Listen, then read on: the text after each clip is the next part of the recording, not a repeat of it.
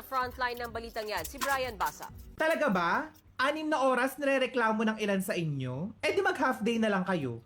Mag 4 hours a day na lang kayo ng trabaho. Hindi kayo nahiya? Hindi kayo nahiya sa ibang mga manggagawa, lalong-lalo na sa mga healthcare workers, na kung minsan umaabot ng 12 hours yung duty. Pero wala tayong naririnig. Wala tayong naririnig na pagrereklamo ng ganyan. Gusto nyo ho ata, 4 hours na lang po yung trabaho ninyo. Half day na lang. Tapos mag-video-video pa kayo ng mga estudyante ninyo. Tapos sabay ipopost nyo sa TikTok para meron kayong reels, meron kayong upload sa TikTok, no? Di ba dapat bilang mga guro, kayo po yung mas nakakaintindi sa mga manggagawa? Parang 6 hours, sobrang dami nyo ng reklamo.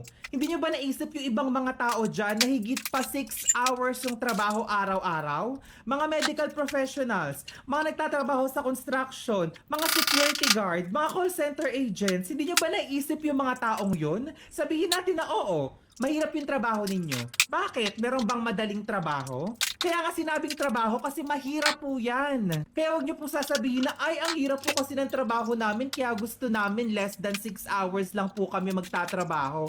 4 hours na lang, di ba? Half day na lang kayo kung ganyan lang din naman ho pala yung mindset ninyo. May nagsabi pa sa comment section na 2 hours lang naman pala yung mga guro magturo. Tapos the rest, chismisa na, chikahan na, nakaupo na, nakapetiks na, nagpapahinga-pahinga na. Oo, sabihin natin na meron ho kayo kanya-kanya yung rason kaya ayaw ninyong magtrabaho ng 6 hours pataas. Gusto nyo less than 6 hours lang.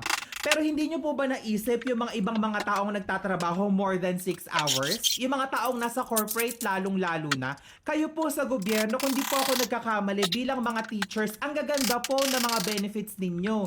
Meron po kayong sweldo kapag mga bakasyon ng mga estudyante, meron po kayong mga kung anik-anik na increase, mga kung ano-anong pabigay ng gobyerno. Pero yung mga taong nagtatrabaho sa corporate, yung mga taong walang ganyang benefits, yung mga taong nasa medical fields na wala pong benefits na nakukuha ninyo, meron po ba kayo naririnig na reklamo sa mga taong yon? Wala. Pero kayo, kahit meron ho kayo mga pribilehe yung ganun, ayaw nyo pong magtrabaho more than 6 hours. Siguro gusto nyo less than 6, ganun? 4 hours, half day? My gosh. Like, hindi ko alam, pero ngayon lang ako nakakita ng ganitong klaseng balita. Na yung mga guro mismo na dapat sila yung nagiging mabuting ehemplo sa mga mamamayan, lalong-lalo na sa mga kabataan, sila pa yung medyo tatamad-tamad, na parang ayaw magtrabaho, na parang gusto nila ibibigay na lang sa kanila yung benefits, na parang gusto nila 4 hours a day na lang sila magtatrabaho, pero yung benefits, yung sweldo, buo pa rin. Parang hindi naman na ho tama yan. Masyado nyo na pong inaabuso. Dati, hindi naman po ganyan yung mga guro. Wala pong gurong ganyan dati. Pero ngayon, parang 6 hours, masyado na po kayong pagod na pagod.